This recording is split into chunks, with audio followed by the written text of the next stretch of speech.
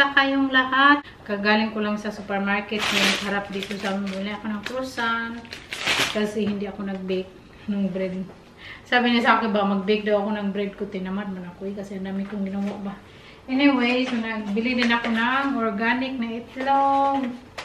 Tapos, salmon at tomato. Ito siya, matamis na tomato. Pangalan nito kay snack tomato. Sarap nito. Ano lang to? €2.50. 1 kilo. Ang laki.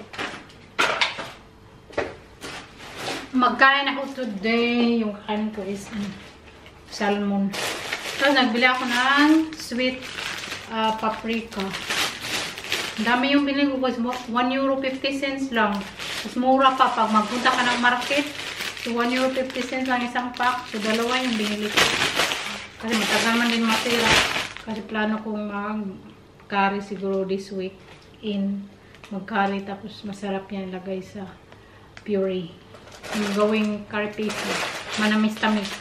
At bumili ako ng carrots. Ham para sa bread. Tapos bumili ako ng bacon. Smoked bacon. Panglagay sa pasta or pancit. Kahit ano. Tapos lemon. At nagbili din ako ng doon. Ginger paste. Pickled ginger kasi hindi na kami kumakain ng itulukan na sushi ba. Mag-order na lang kami. So, bili ako ng ganyan. Ginger paste para sa ating curry. Tapos pickled ginger. Healthy ang ginger. Itong sarap. And lemongrass para sa curry. So, magkain muna ako. Salmon lang naman yung kainin ko. Tapos salad. At magpunta tayo ng city kasi today is 9 PM mag-close yung city. Maghanap ako ng pag-gift.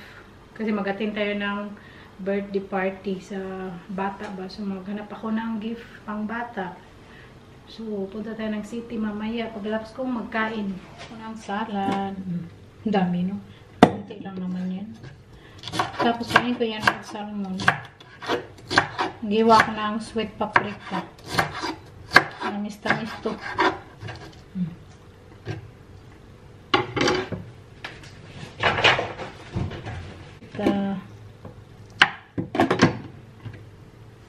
Kainin ko siya with salmon. Sarap nito.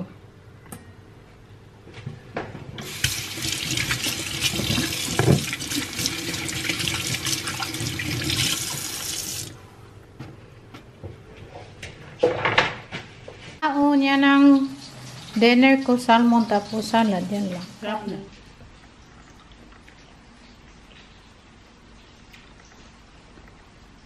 Pag ito lang yung kinakain, hindi ka taba.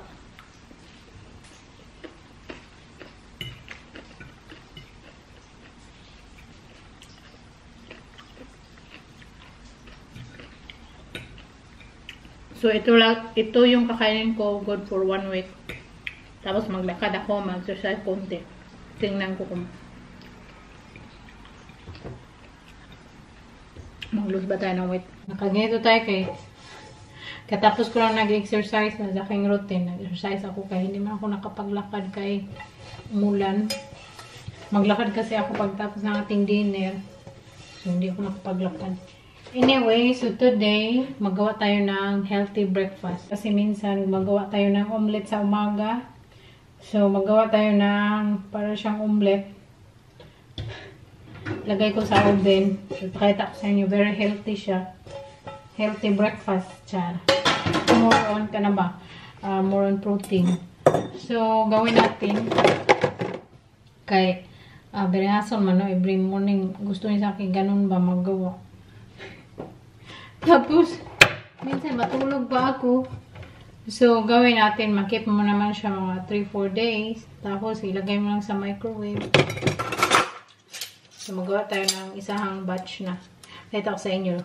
Kasi masarap siya pang breakfast. Kung mahilig kayo sa mga omelette dyan. Na may mga veggies. So, gawin natin. So, i-dry ko muna to. Ang siya, syempre, ang spinach, isote ko muna siya para maano siya ba, maluya. maluya. Ano no, kay pag ganito yun, ano siya, mapuno sa ano. So, isote ko muna siya ng garlic. Tapos, maghiwa tayo ng spring onion, isang carrots, tapos ang dami natin nabili nito, di ba? Yung sweet paprika. Puno natin yung ibang ingredients natin.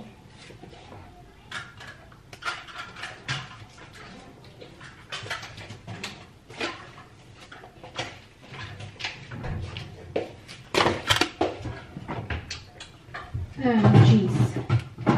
Maglagay ako ng grated cheese and cottage cheese. Kung wala kayong cottage cheese, grated cheese na lang. Tapos nagamit tayo ng itlog, no? 3 itlog yung gamitin ko. Depende lang kung anong gusto nyo. Tapos maglagay din ako ng ham. Kung wala kayong ham, pwede hindi wala. Depende lang kung anong available nyo. Kasi para naman to. Kung wala kayong ham, pwede din wala. Depende lang kung available sa inyo. Kasi ano lang naman, no? Ano ba? Nasa sa inyo kung ano yung ilagay nyo. Kuhain ko lang yung ham. Ubusin ko na. Mura lang itong bili kong ham. 2 euro. 200 gram. Ang daming ham. Kunti lang naman.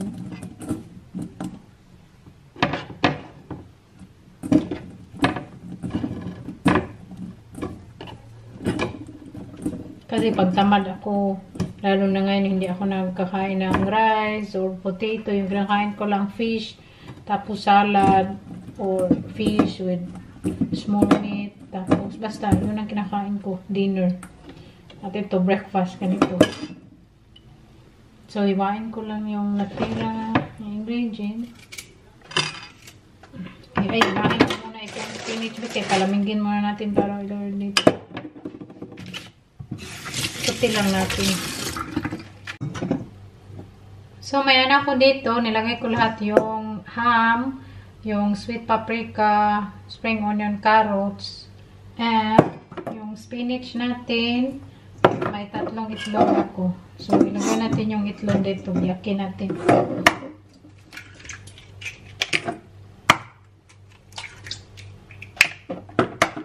Dali lang naman ito.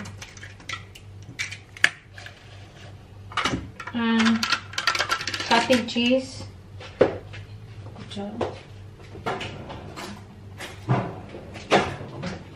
Patay ng cottage cheese. Lagay yung cottage cheese. Yung spinach. Ano naman to measurement no? Basta ganito yung nilagay ko na cottage cheese. Tapos yung lahat ng veggie ilagay na dito.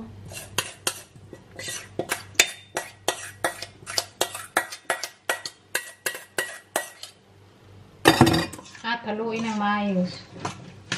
Haluin. Sarap nito. Lagay tayo ng magic. Magic! Paminta. Some garlic powder. And another cheese.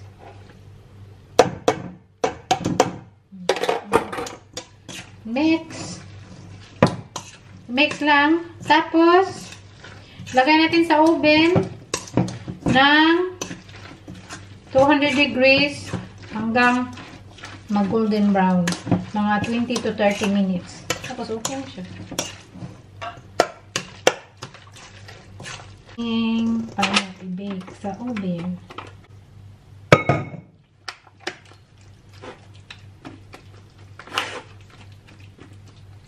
Naluto na siya. Ang sarap. So, yan ang breakfast namin bukas. Tapos, i-warm lang sa microwave.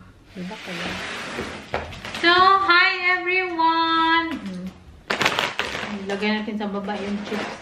Kaya today is football, no? Play, maglalaro ang Netherlands team today. So, may chips dito.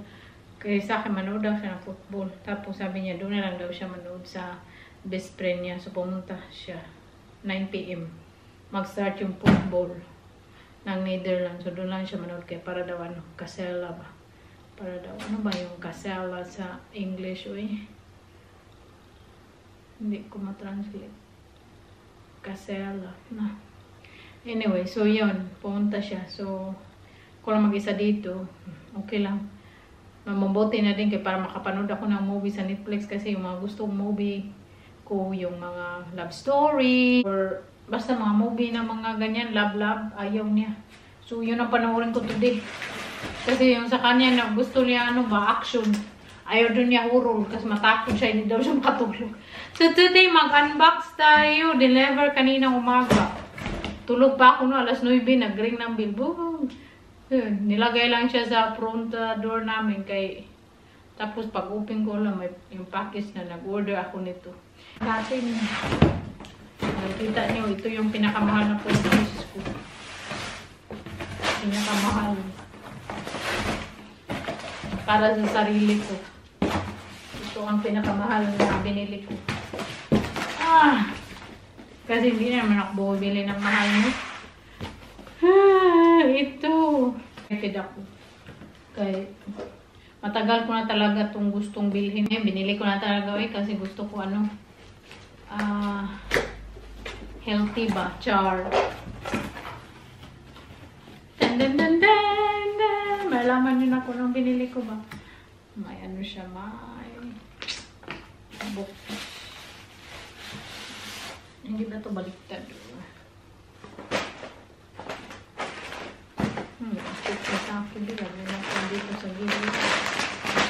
Mulan man yung weather madilim-dilim basta ang weather maulan-ulan. Ito siya juicer. Makainom ka na fresh na juice ba kasi may naman kami yung fresh squeeze juice na orange, kaya lang orange lang talaga yung ma-press mo doon. Tapos gusto kong minom kasi minom ako sa umaga yung mga ginger shot. Tapos, blend ko ba sa blender. Tapos, kay hassle kasi i-blend mo, tapos kupusin mo pa. So, sabi ko, pag ganito na juicer, hindi ka na ma-hassle, hassle na. Tapos, matagal ko naman ito inisip bilhin nun binasa ko yung mga reviews, good reviews naman. So, I'm very happy na yan. Dito na sa akin to. Kailangan pa palang hindi naman siguro i-install. Tingnan natin kung magana ba ito. So, malaki siya. May mura naman. Kaya lang, mas gusto ko ito kay okay yung reviews niya ba. 5 star. Tapos, so, ganyan mo lang yung fruit. So, magano na siya. May fresh juice ka na. Kasi umiinom na ako bumibili kasi ako sa supermarket yung fresh juice na celery with kiwi, mga green juice ba. Inumin ko siya bago magkain ng breakfast. So, yun na. Makagawa na ako ng sarili kong juice kasi may fresh celery naman kami lagi. Tapos may carrots din, pineapple, madami kaming fruits. So, very healthy din. Kasi nakakatulong din yun baka matagal kang nakapagbawas. Cleanse yung mga toxic sa katawan mo ba. Kung mag-uwi na ako sa Pinas, papadala ko din ito. No?